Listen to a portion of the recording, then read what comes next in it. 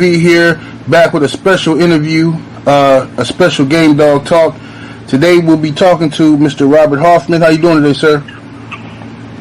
Good, fine, thank you.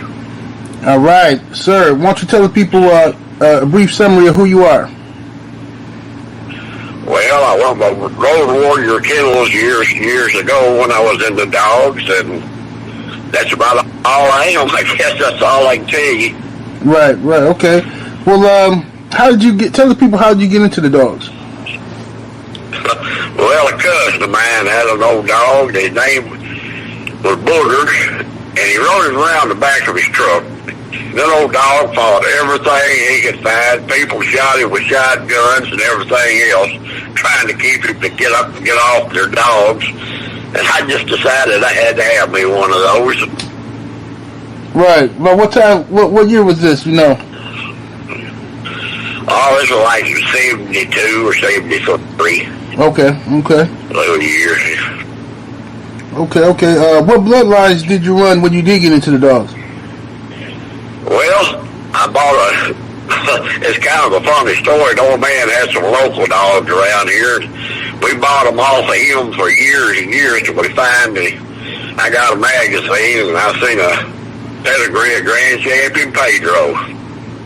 Okay. So I called Tom Gardner and I bought me a puppy off of Pedro. All right. And my wife bought me his half sister for Christmas, which is a Pedro Snooty Cross. Right. Okay. All right. And how'd those dogs turn out for you? Yeah, they turned out great. I got another dog from Mr. Gardner. It was a pure spike dog. And I mixed that together. A friend of mine from over in Missouri was getting out of business. He let me have a bitch that he had. That was that old registered married bitch Booger. Right. She produced dogs like Grand Champion Hugo, Grand Champion Shotzi Honey, and it was several good dogs in that litter of pups. Okay.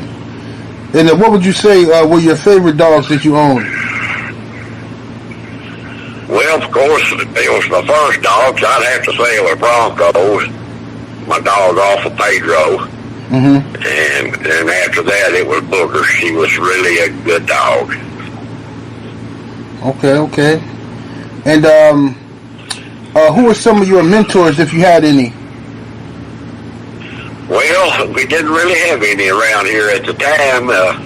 It was a couple of old boys around here, friends of mine, Bradley Pate, and old boy called Dreamwalker. They were in the dog game before I was, and they're the ones that had the Sporting Dog Journal.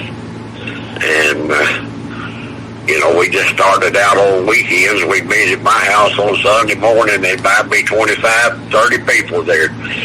We rode dogs all day long. Right. Just had a big time. And who are some of the famous kennels or memorable dog men that you went into back in those days? Well, the first one that I can remember, I went into a dog off of Gene Wright. He had a dog off of Grand Champion Jubal and Grand Champion Jewel.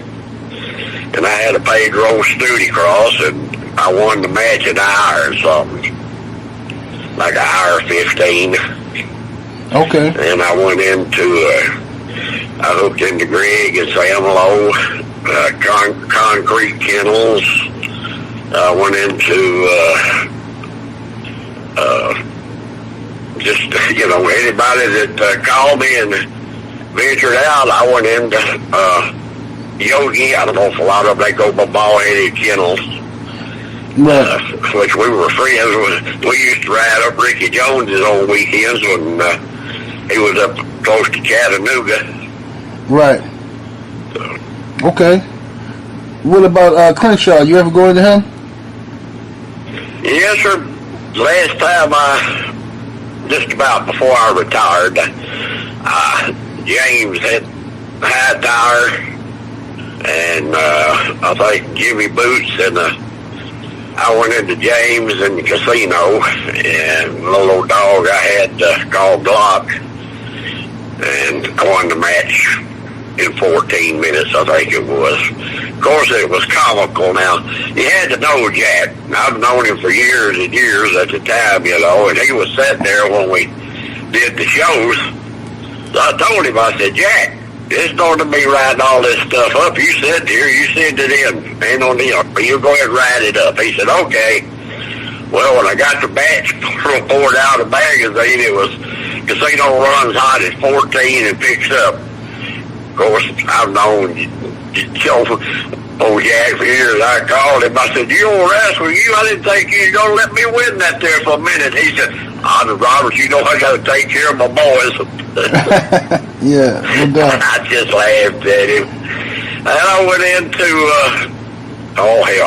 Ratcliffe out of North Carolina.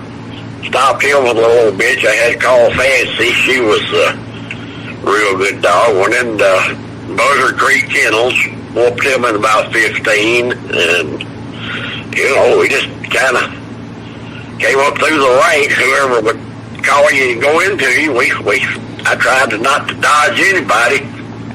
Right. And what would you say was the most competitive match you ever seen? Ooh, brother, that's an excellent question. I've seen just about all the good ones that could go, and it would be really hard to. Well, you can. I will say this. You can name a few of them if you want to. You got time. I went to Ricky Jones's when we was up there one weekend, and this little old boy, never saw him before in my life. He had one of them bold haircuts, real thick glasses. I think the expression what he used, he looked like a nerd. Right. And Indian Sonny, mountain man, we was all sitting there on the front bench, you know, on the first step, sitting there looking at him. He looked over to us. He said, now, if y'all want to make some money, bet on this little bitch. And he was going into Bobby Hall. Right. So we just kind of looked at each other and said, who is this? And said, well, nobody knows, you know. He whooped Bobby Hall in like 24 minutes. I mean, it was, a friend of mine asked me, he said, how would you describe that bitch? I said, well, she pushed like a bulldozer, she bit like an alligator, struck out like a cobra. She was all the dog. Wow. And of course, you know, we see D.L. Miller go into Timex with that champion Cobra dog he had. And, you know, my old good friend from Chicago, Nate, he went into Tramp, which was almost a half litter mate. They were half brothers. Went into Tramp. You know, man, that was an iron 25, 30 minute fat. Of course, Tramp won, but yeah, it was something to be seen. It was a heck of a fight. Right. And what would you say were some of the best dogs that you've seen that you didn't own? Well, they did Lionhead at my house. He was a good one. And, you know, old Heavy brought a little Jip in. We was up on the plateau there in Tennessee, and I mean, this little old Jip, brother, she was amazing. You know, in just a few minutes it was over with. We was coming home, and a friend looked at me. Well, as a matter of fact, he looked over at me after the fact, and he said, old man, that's 25 years of breed. I said, I believe you got it right, Heavy. We was coming home, and he asked me, he said, what do you think about that dog, Mr. Hoffman? I said, I'm going to tell you this, I really, really liked her. I said, I wouldn't dodge her, but I sure the hell ain't going to call and get on her either. Yeah. He talked about that all the way home. So, wow. Okay. You know, over my span of 30-something years, I've seen just about all of them go. That, you know. Okay. What would you say? What would you say is the most important attribute for a bulldog to have? Well, myself, I like gameness as well as anybody else, but I always tried to find my dog that had some mouth in him. you know. Right. My dogs have gone over the hour mark, but like I told a friend of mine, I don't take a lunch with me. I like to come home about 35, 40 minutes. Right. Yeah. Yes, sir. And what do you think the future of this breed is right now, with all the different animal legislation, breed-specific animal legislation coming out? What do you think the future of the breed is? Well, I think it's going to be gone, just to be truthful. They're going to have, you know, it's just like the first of the year they came out with this new ordinance that you cannot buy penicillin unless you have a prescription. Well, they'd rather see the dogs die than somebody take care of them. Yeah. You know, it's just, it'll come out in the paper. This guy had one, I guess they call them puppy mills. He raised some puppies and was out there selling what he could, you know, trying to make a living. Right. And the humane society went down and took all his dogs. And when they was interviewing the old man, he hit on something that I thought should be there for life. He said, well, if you people really that care that much about these dogs, why don't you come down here and help me feed them instead of taking away from me and starve, you know, put them down? Right. Yeah, it makes a hell of a lot more sense, but it's going to be worse getting caught with a pit bull than it is with a pistol. You know, that's their money making machine, and if you watch TV about every Christmas, they start putting their little sad songs on. And right. Humane Society. So, you know, we need $20. It don't take but 2,000 people the next month. Right. Right. Well, let me ask you this too. I agree with that as well, but let me ask you about in your day, because nowadays, you know, there's a lot of talk about paper hanging and fake pedigrees being on dogs. In your day, how concerned were you about fake pedigrees, or were you more so looking at the dog you had in front of you? I was looking at the dog I had in front of me, but I'll tell you a funny story. We had an old guy around here. He was in his 60s, and he'd had bulldogs all his life. Well, he was where we got our dogs from. If he had a job, he'd let you have one for $50 a week, pay him every Sunday. Right. Well, I bought a little old Jeep from him. I think she had Grand Champion Peterbilt about 8 times in her pedigree. And man, that was unheard of back then. Right. And I was tickled to death. I was running her, getting ready. The old buddy of mine come by the house. His daddy was a city policeman. He looked at her and he said, Robert, where'd you get that little old dog? I said, I bought her from Biggie. I said, man, she just covered up Champion Peterbilt. He said, well, I hate to tell you this, but my daddy bred that dog up. He said he bred the German police, and that dog's mama, them little pups is one of them you got. Damn.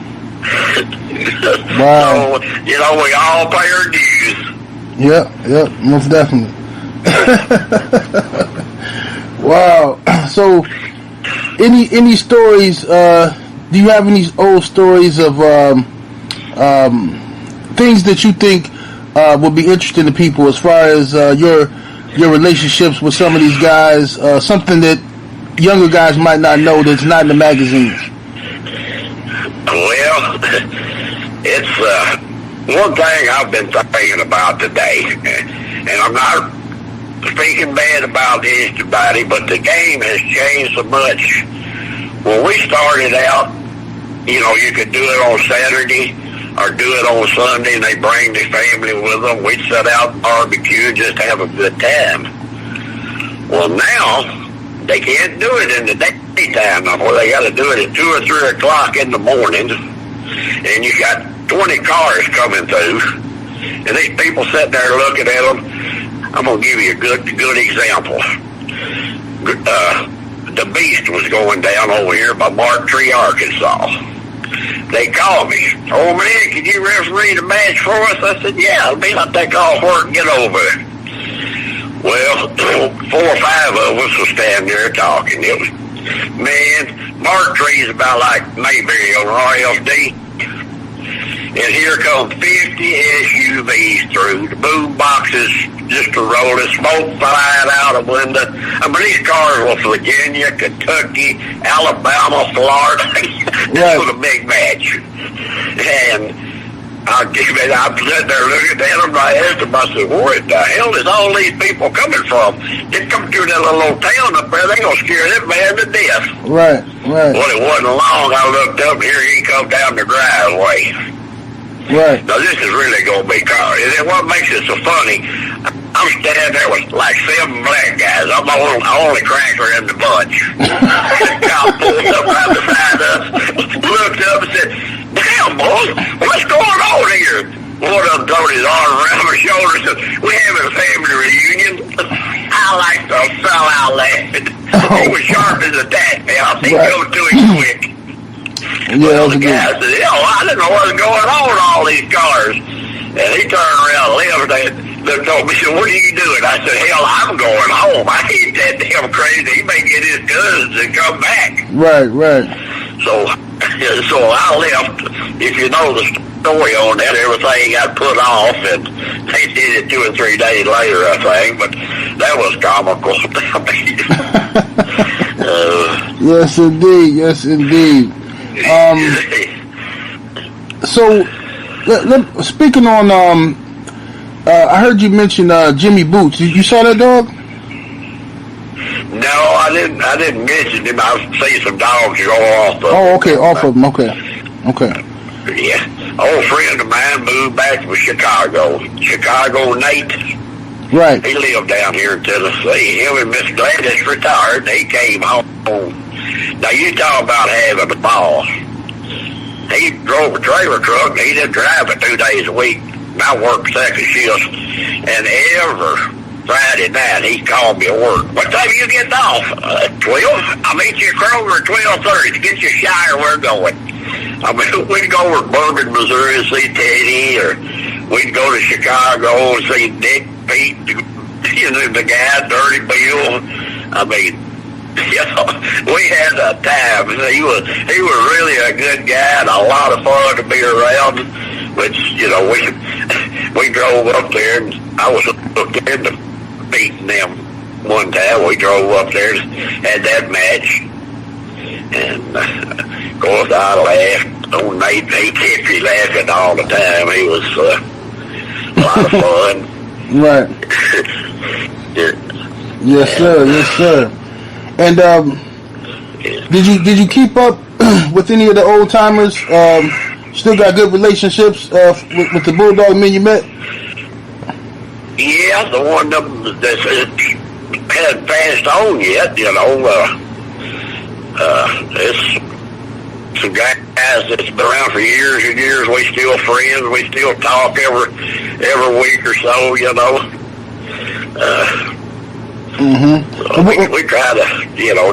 try to go to all the conventions down in Louisiana and around, and the old timer conventions down Mr. Floyd's, right? Anywhere else at Tom's, That's about all you can do nowadays. Yeah, absolutely.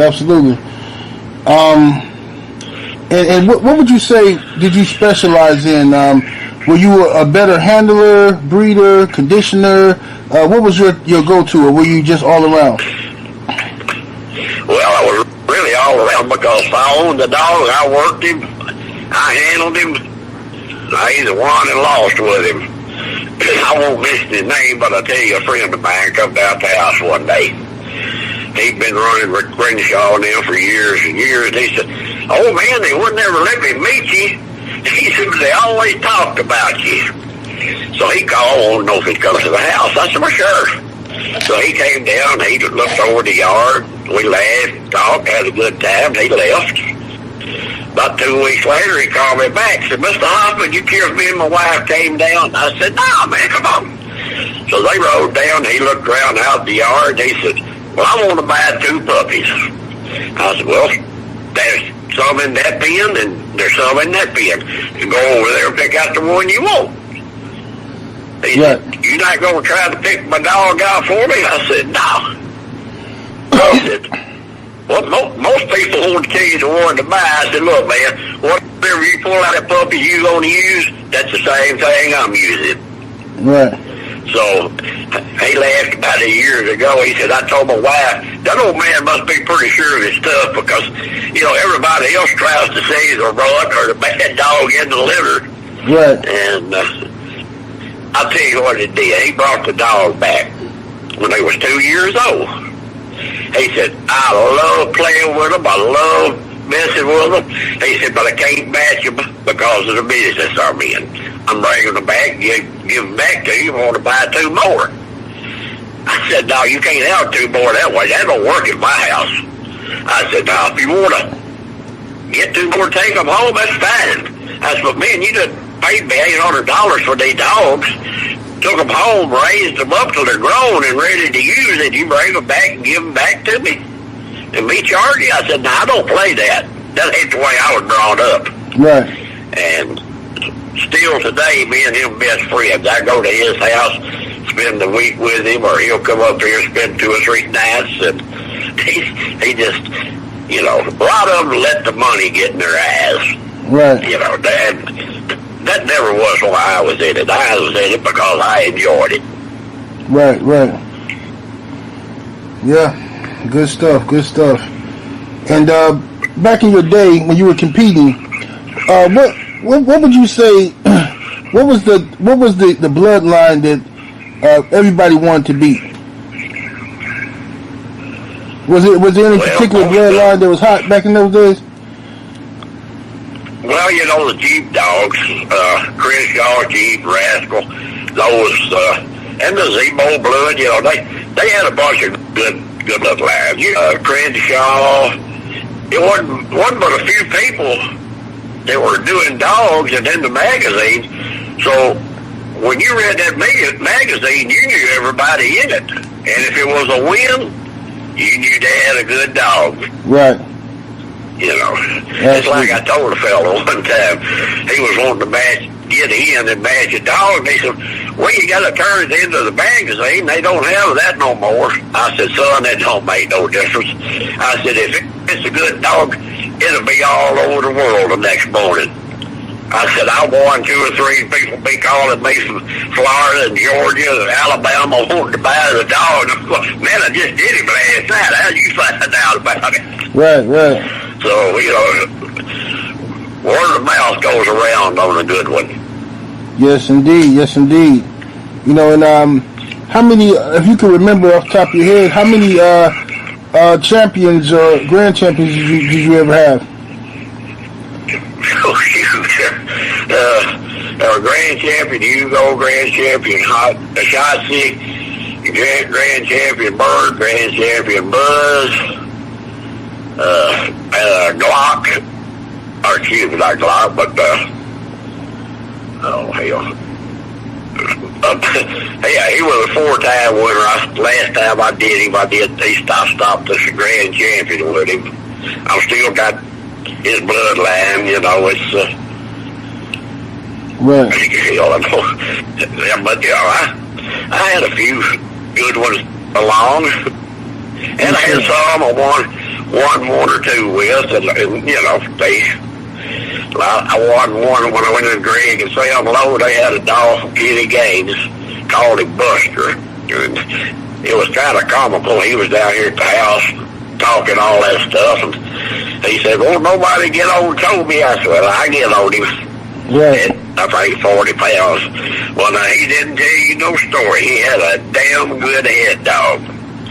And it's a few people that seen it. Most of them said they never seen it before. He rode by the dog's head for an hour. And Buster finally got him up in the corner, and the little dog let go of his head, grabbed him by the leg when he did. Buster caught him between the ankle and the knee. When he bit him, his leg fell off at the box. Oh, wow. And it was cold that night. And of course, Nate was there, him and Parker, his buddy from Chicago. And I was going home. I rolled old dog up the blanket and turned the heater on high as I could. I got home and I put him in the kennel. I put him in my office in a kennel, and I got pneumonia. and he passed away Christmas Day. We tried to get some warm milk down him, and there was no doubt in my mind or anybody else's that he would have made a grand champion without any problem if he hadn't passed away. You know, some of them you do real good dogs, and you ain't able to do them no more, but, you know, sometimes the luck of the draw is not we. Right. Yes, sir.